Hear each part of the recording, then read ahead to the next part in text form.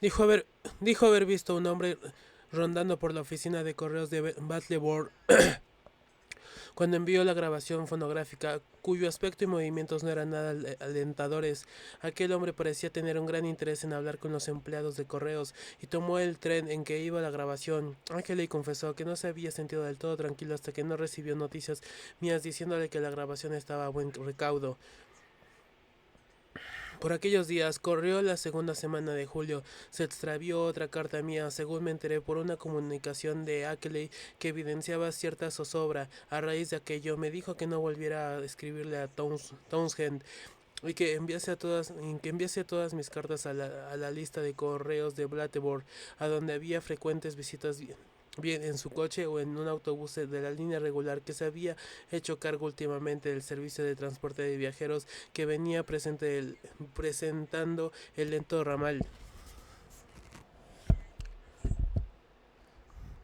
de ferrocarril. Me di perfecta cuenta de que su ansiedad iba en aumento, pues entraba en pormenorizado detalle al hablar sobre los ladridos cada vez mayores de los perros en las noches sin luna y las frescas huellas de zarpas que a veces encontraba al amanecer en el camino y en el barro que se formaba en la parte posterior del corral. En cierta ocasión me habló de todo un ejército de pisadas de perros y para sustentarlo me enviaba una repulsiva e inquietante instantánea Kodak. La foto fue tomada a raíz de una noche en que los perros se habían superado a sí mismos en sus aullidos y ladridos.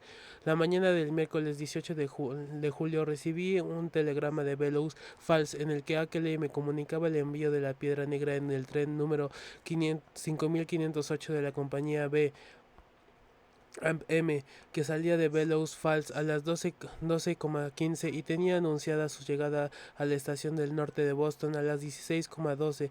Estimé que llegaría a Arkham para las 12 de la mañana del día siguiente, por lo que continué allí toda la mañana del jueves hasta que llegara, pero viendo que daban las 12 y no llegaba nada, llamé por teléfono a la oficina de correos, donde me informaron que no se habían recibido ningún envío a mi nombre. A renglón seguido y en medio de una creciente alarma puso una conferencia al factor de correos de la estación del norte de Boston y apenas me asombró enterarme de que no parecía ningún envío a mi nombre. El tren número 5508 había llegado con solo 35 minutos de retraso el día anterior, pero en él no había ningún paquete para mí. Con todo, el factor me prometió efectuar una investigación para ver si aparecía. El día terminó con una carta que le envié a Kelly por la noche en la que le daba cuenta del estado de las condiciones. A la tarde siguiente llegó con encomiable prontitud un informe de la oficina de Boston. El factor me telefonió en cuanto se informó al respecto. Al parecer, el empleado de servicio en el tren número 5058 recordaba un incidente que tal vez tuviera que ver con la pérdida de mi paquete. Una discusión con un hombre de voz muy extraña aspecto campesino, de construcción delgada y con el pelo de color arena, mientras el tren estaba estacionado en Kent, New Hampshire, poco después de la 1 de la tarde. El hombre en cuestión, continuó diciendo el empleado se encontraba muy entusiasmado a propósito de una pesada caja de que guardaba, pero que no estaba en el tren, ni figuraba en los libros de la compañía. Decía llamarse Stanley Adams y tenía un tono de voz tan extrañamente pastoso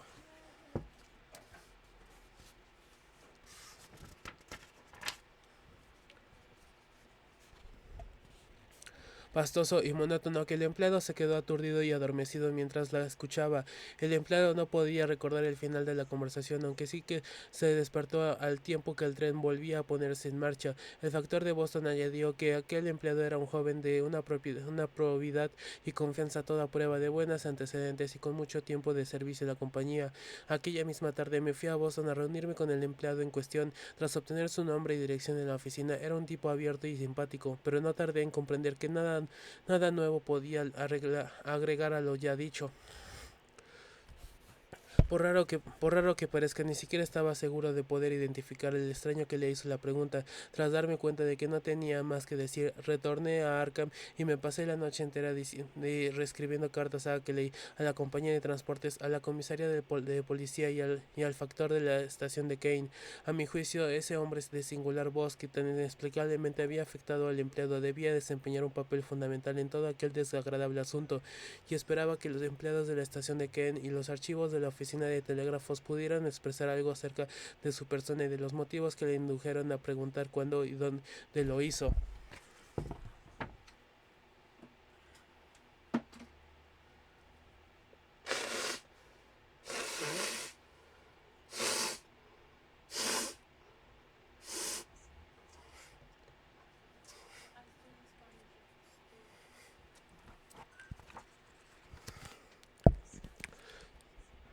Debo admitir, empero, que todas mis investigaciones resultaron infructuosas. Al hombre de la voz rara se le había visto efectivamente en las inmediaciones de la estación de Kane a primeras horas de la tarde del 18 de julio, y un viajero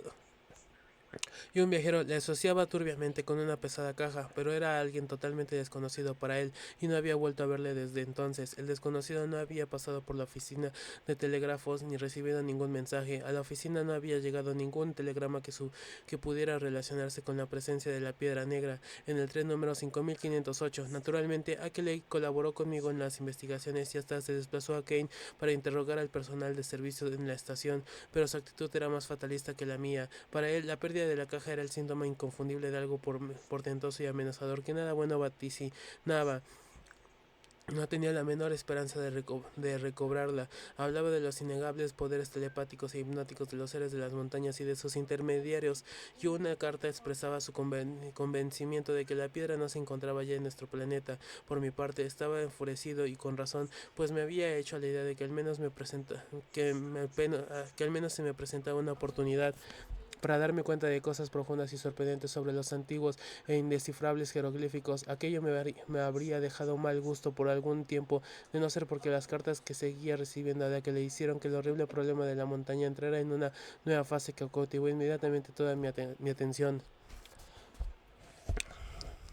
Los seres desconocidos me escribía a Kelly con una caligrafía cada vez más temblorosa. Habían empezado a montar un cerco en torno a él con una osadía totalmente nueva. Los ladridos nocturnos de los perros cuando no había luna o apenas brillaba se habían vuelto espantosos, y ya se habría ocasionado intentos de acometerle en las solitarias carreteras por la que transitaba durante el día. El 2 de agosto, cuando se dirigía al pueblo en su coche, se encontró un tronco de árbol en medio del camino en un lugar en el que la carretera discurría por entre una frondosa arboleda.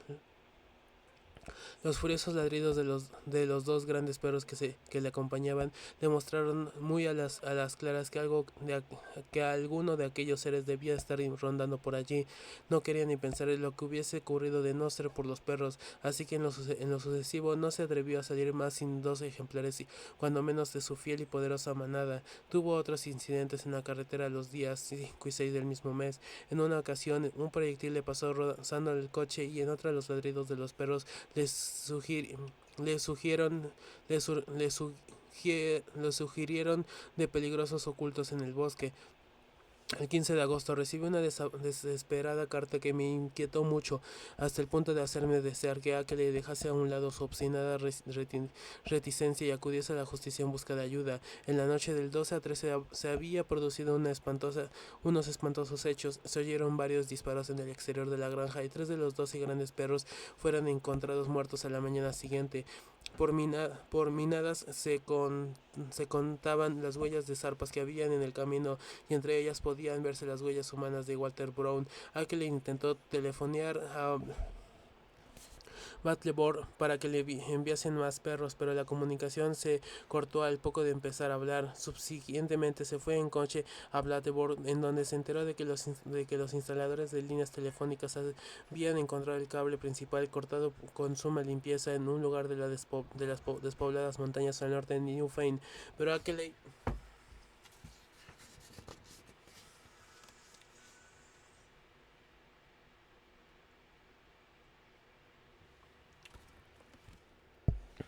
Se disponía a regresar a casa con 4 nuevos y excelentes perros y varias cajas de municiones para su rifle de repetición de gran calibre.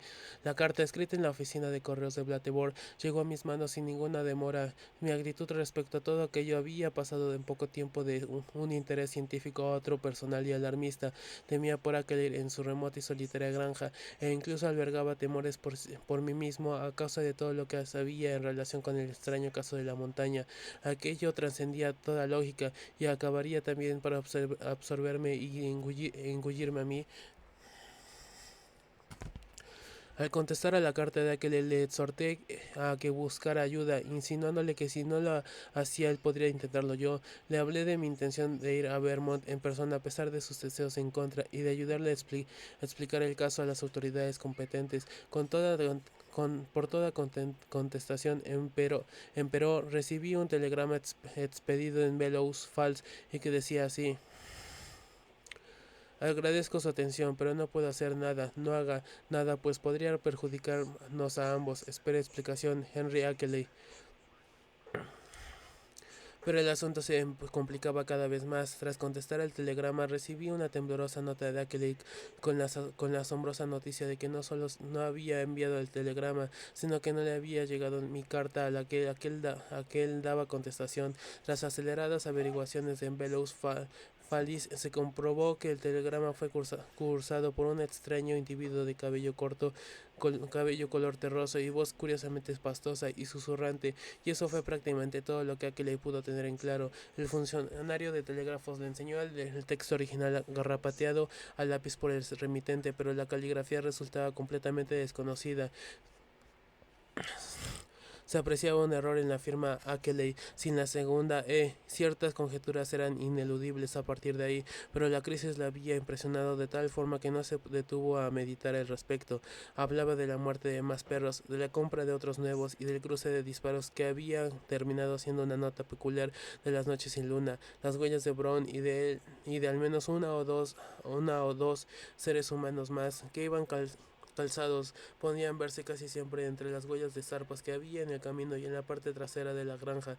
La situación, reconocía que Ley, se había vuelto intolerable y lo más probable es que muy pronto se marcharan a vivir a California con su hijo. Vendiera o no la vieja casa, pero no reflejaba nada fácil abandonar el único lugar que uno podía discurrir realmente su hogar.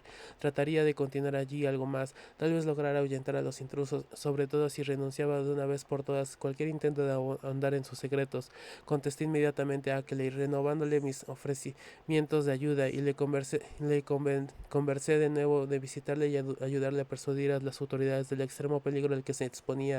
En su respuesta parecía menos dispuesto contra el plan de lo que su anterior actitud habría hecho suponer, aunque dijo que le gustaría aplazar su salida unos días más, justo el tiempo suficiente para poner en orden sus cosas y hacerse la idea de que tenía que abandonar el casi morbosamente querido suelo natal. La gente cogía sospechas sobre sus estudios e investigaciones, y lo mejor sería salir sin ruido de la comarca y sin generar alborotos ni que empezaran a circular rumores sobre su salud mental. Había pasado mucho, aseveraba, pero querría marcharse de una manera digna a ser posible. La carta llegó a mis manos el 28 de agosto. Inmediatamente le escribí y eché al correo una carta de contestación animándole en sus proyectos a lo que se vio. Mis palabras de ánimo tuvieron efecto, pues aquel parecía más tranquilo. Cuando contestó mi nota, no obstante, no se hacía muchas ilusiones, pues creía que lo único que detenía a aquellas criaturas era que hablaba un luna llena, que había luna llena. Confiaba que no hubiese muchas noches nubladas, y de pasada hablaba de irse a vivir a una pensión en Blatterborn. Cuando la luna empezara a menguar, volvió a escribir en tono animoso, pero el 5 de septiembre me llegó una carta que sin duda debió cruzarse con la mía en el correo, y esta vez sí que me fue imposible darle ninguna respuesta confortable. En vista de su importancia, creo que la mejor sería transcribirla íntegramente, todo lo mejor que mi memoria me permita recordar aquella temblorosa letra. Poco más o menos decía así: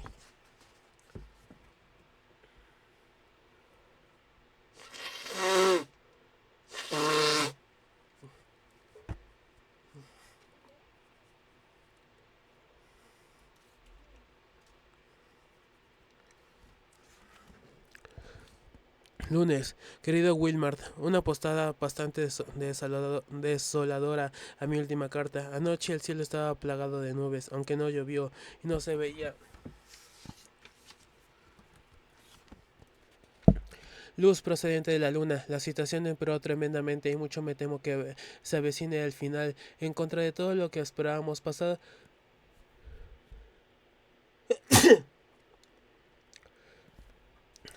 la medianoche algo se posó en el tejado de la casa y los perros se precipitaron fuera a ver qué pasaba. Les oí ladrar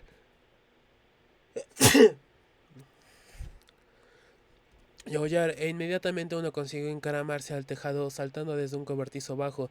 Se entabló una feroz lucha allí arriba y oí un espantoso susurro que jamás olvidaré, y luego llegó hasta mí un tufo irresistible. Casi al mismo tiempo unos proyectiles atravesaron la ventana y a punto estuvieron de alcanzarme.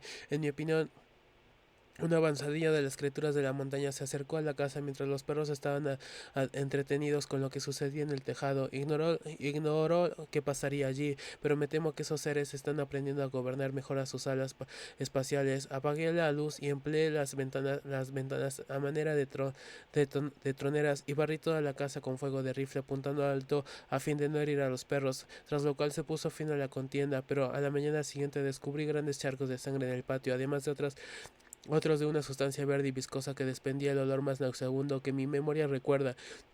Me subió al tejado en donde encontré más restos de aquella sustancia viscosa. 5 perros habían caído muertos. Me temo que a uno lo maté yo por apuntar muy alto, pues tenía un tiro en el lomo. Ahora estoy cambiando los cristales que se rompieron a causa de los disparos y dentro de unos momentos salgo para Blatibor en busca de más perros. Los hombres de las perreras deben creer que estoy loco. Le colocaré otra nota a la vuelta. Espero poder mudarme dentro de 1 o 2 semanas, aunque casi me mata solo pensar en ello. Apresuradamente, Akeley.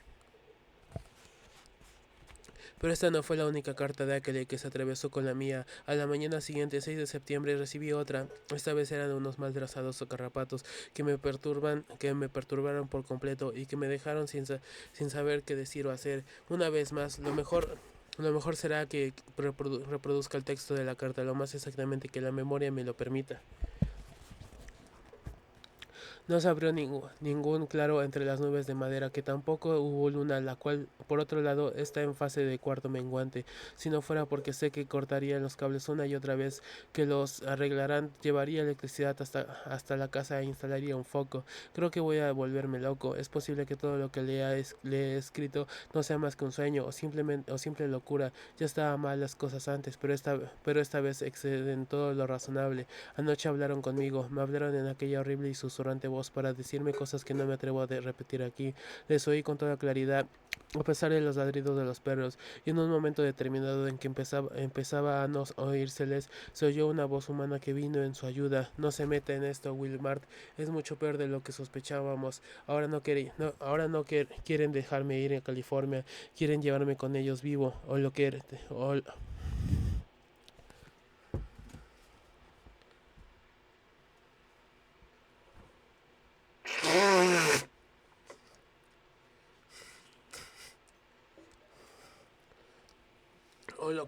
que teórica y mentalmente equivale vivo, y que les acompañe no solo a Yugot, sino mucho más allá, lejos de la galaxia y posiblemente más allá del último círculo de anillo espacial. Les dije que no les seguiría donde ellos quieren que vaya, ni me dejaría llevar de la manera tan terrible que ellos plantean, pero temo que todo sea infructuoso. Mi casa está tan retirada que dentro de poco podrán presentarse lo mismo de día que de noche. 6 perros más han muerto, y cuando hoy me dirigí a Baltimore sentía que me observaban desde los bosques que rodean el camino. Fue un error por mi parte tratar de enviarle la grabación fonográfica y la piedra negra. Será mejor que destruya la grabación antes de que sea demasiado tarde. Le pondré unas líneas mañana, si es que continúa aquí todavía. Me gustaría poder llevarme a Baltimore mis libros y otras pertenencias y albergar en alguna pensión. Si pudiera, echaría a correr ahora mismo y lo dejaría todo detrás, pero hay algo dentro de mí que me lo imposibilita. Podría aventarse a Baltimore, donde quedaría a salvo, pero tengo la impresión de que allí me sentiría tan prisionero como en mi casa, y a mi juicio no creo que pueda ir mucho más lejos, y aunque lo dejara todo y lo deseara. Es realmente horrible. No se combina en todo eso, en todo esto. Atentamente, Akeley.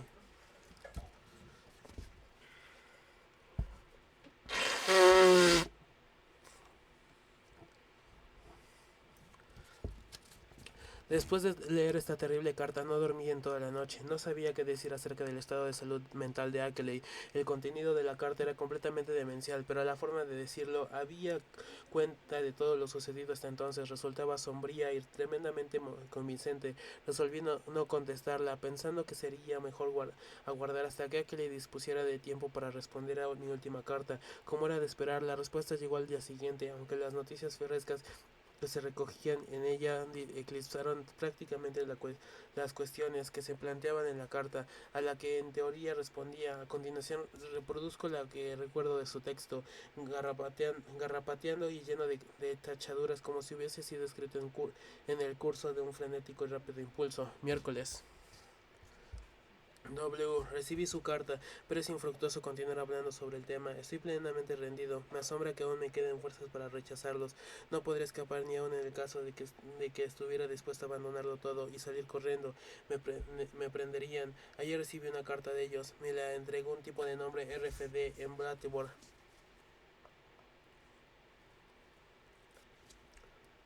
Estaba mecanografiada y llevaba matasellos de Bellows Falls.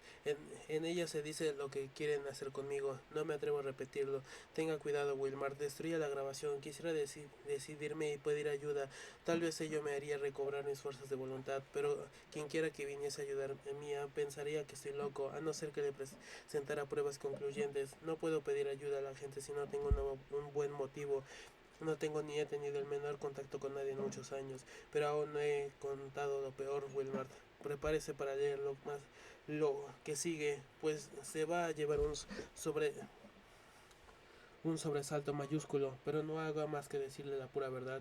Prepárese, pues, como le digo, he visto y tocado a uno de los seres, a menos parte de uno de los seres. Fue algo terrible, Dios mío, estaba muerto, naturalmente. Esta mañana me lo encontré junto a la perrera. Uno de los perros lo tenía entre sus garras. Procuré esconderlo en la leñera para así poder mostrárselo y convencer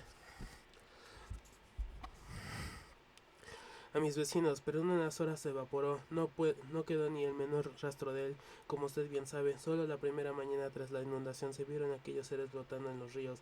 Y aquí viene lo peor. Traté de fotografiarlo para mostrárselo luego, pero cuando revelé la película en ella no se veía más que la leñera. ¿De qué podía estar hecho ese ser? Al menos puedo decir que vi y palpé uno, y que todos ellos dejan huellas de pisadas. Sin duda estaba hecho de materia. Pero qué clase de materia, no sabría cómo describir su forma. Era un enorme cangrejo con un montón de anillos piramidales carnosos o ligamentos de una sustancia espesa y viscosa, cubierta de tentáculos en lugar de donde el hombre tiene la cabeza. Aquella sustancia verde y pringosa era su sangre o jugo, y a cada momento que pasa crece su número sobre la tierra. Walter Brown se ha evaporado. No se le ha visto últimamente rondando por ninguna de las esquinas que solía frecuentar en los pueblos de los alrededores. Uno de mis disparos debió alcanzarle, aunque aquellas criaturas se llevan siempre consigo sus muertos y heridos. Esta tarde visité la ciudad y no tuve el menor contratiempo, pero temo que comiencen a aislarse porque ya me conocen muy bien. Escribo esta carta en la oficina de correos de Blatterboard. Tal vez sea una despedida. En tal caso, escriba a mi hijo George Gondenow Ackley, 1676 Planet San Diego, California, pero no vengo aquí por lo que más quiera. Escríbale a mi hijo si no vuelve a saber de mí dentro de una semana y esté atento a las noticias de los periódicos. Voy a jugarme los dos últimos cartas que me quedan, si es que tengo agallas. La primera es tratar de envenenar con gas o esos seres. Tengo los productos químicos necesarios y me he fabricado máscaras para mí y para los perros. Y si veo que no da resultados, iré a contárselo al sheriff. Es posible que me encierre en un manicomio, pero en cualquier caso será siempre preferible a lo que las otras criaturas harían conmigo. Tal vez pueda lograr que presten atención a las huellas que hay en torno a la casa. Son borrosas, pero puedo verlas todas las mañanas. Puedo contener también que la policía diga que trato de engañarles, pues la gente opina de mí que soy un personaje muy extraño. Lo mejor sería que un policía pasara una noche aquí y lo viera todo con sus propios ojos, aunque lo más probable es que las criaturas se enteraran y no aparecieran. Me cortan los cables del teléfono cuando intento telefonear de noche. Los empleados de la compañía telefónica creen que es algo muy extraño. Quizás puedan atestiguar en favor mío, si es que no llegan a creer que yo mismo corto los hilos. Hace ya más de una semana que están sin reparar.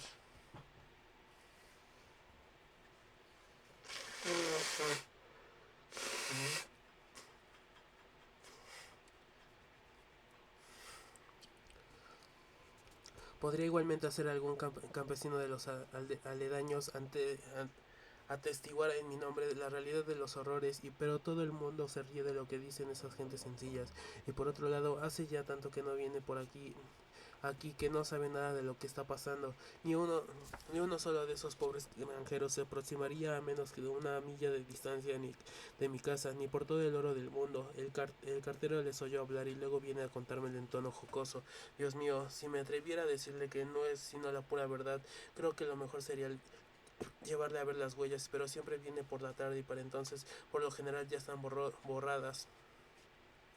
Y si tratan de conservar una poniendo encima de una caja o una cazuela, va, entonces creería casi toda certeza que se trataba de una patraña o una broma. Ojalá no, ojalá no llevara una vida tan solitaria, pues la gente ya no pasa a verme como solía. Nunca me vi atrevido a mostrar la piedra negra o las fotografías Kodak, ni dejar escuchar la grabación, pues salvo los sencillos aldeanos, los demás habrían creído que no era más que una farsa y se habrían echado a reír, pero aún puedo tratar de enseñarles las fotografías. En ellas pueden valorarse bien las pisadas, aun cuando no aparezcan los seres que las produjeran. Qué lástima que nadie viese aquel ser esta mañana antes de que se evaporara en el aire, pero no sé por qué me intranquilizó. Después de todo lo que he pasado, tan bueno es un manicomio como cualquier otro lugar. Los médicos me ayudarán a olvidar los malos momentos que he pasado en esta casa. Solo eso podría salvarme. Escriba a mi hijo George si no tienen rápida noticia más. Noticias mías, destruya la grabación y no se meta para nada en esto. Atentamente, Akeley. Esa carta me sumergió en un terror abismal. No sabía qué responder, así que me restringí a garrapatear unas incoherentes palabras consejo y aliento, enviándoselas a mi corresponsal como por correo certificado. Recuerdo que en aquella carta le exhortaba a que se trasladara inmediatamente a Blatterborn y se pusiera bajo la protección de las autoridades, añadiéndole que yo me dirigiría allá con la grabación fonográfica y le ayudaría a convencer a los jueces de su cordura. Pienso que le decía también que había llegado el momento de alertar a la gente de la presencia de tales seres. Conviene señalar que en aquellos momentos de extraña tensión creía prácticamente en todo lo que decía Clay, aunque pensaba que si no pudo haber una fotografía del monstruo muerto era más culpa suya que imputable a algún fenómeno de la naturaleza.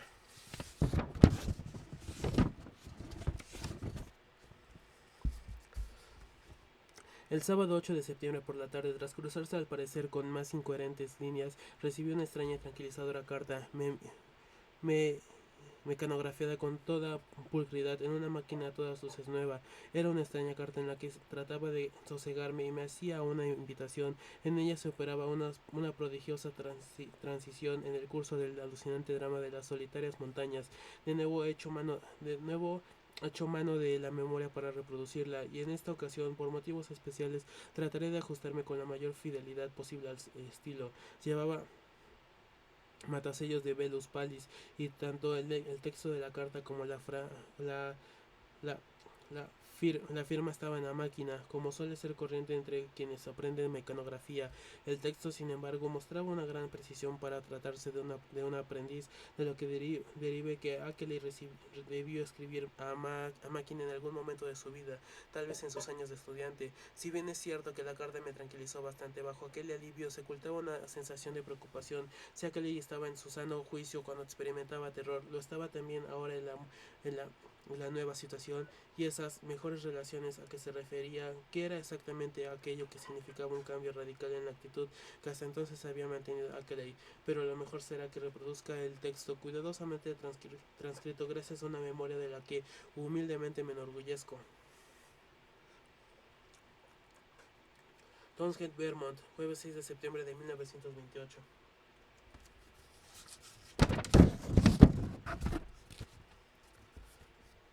Mi querido Wilmart, es para mí un gran placer poder sosegarle respecto a todas las tonterías de las que le he estado escribiendo.